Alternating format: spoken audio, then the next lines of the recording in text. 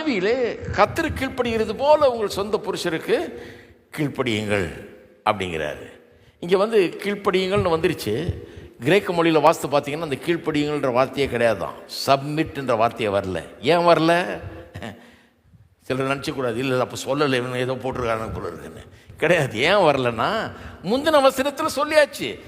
முந்தின அவசரத்தில் தெய்வ பயத்தோடே ஒருவருக்கொருவர் கீழ்ப்படிந்திருங்கள், மனைவிகளே உங்கள் புருஷருக்கு.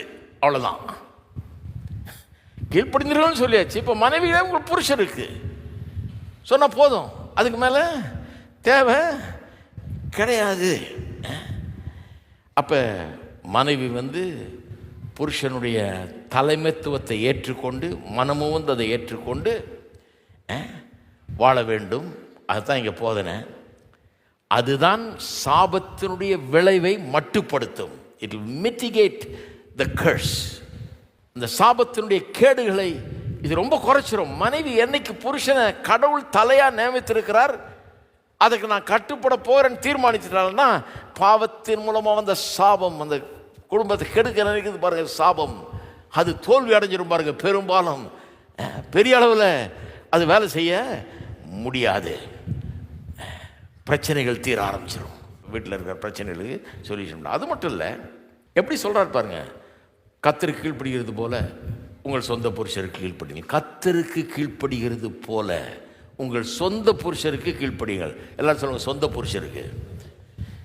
எல்லா பெண்களும் எல்லா ஆண்களை காட்டிலும் குறைந்தவர்கள். எல்லா பெண்களும் எல்லா ஆண்களுக்கும் கீழ்ப்படியணும்னு சொல்லலை.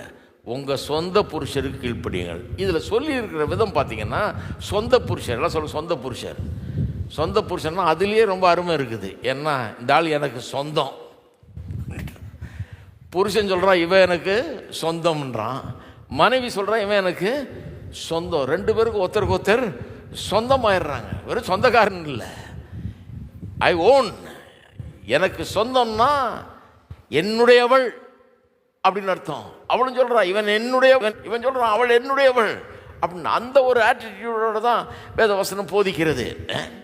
அப்போ ரெண்டு பேரும், இவ அவனுடையவள், அவன் இவளுடையவன். இருந்தாலும் இவள் அவனுக்கு தன்னை கீழ்ப்படுத்தி கொள்ளுகிறார். ஏன்னா கடவுள் வச்சிருக்காரு மேலே. எப்படி ஒரு ஆர்மியில் ஒரு ஆஃபீஸர்னு இல்லைன்னா ஆர்மியை ரன் பண்ண முடியாது.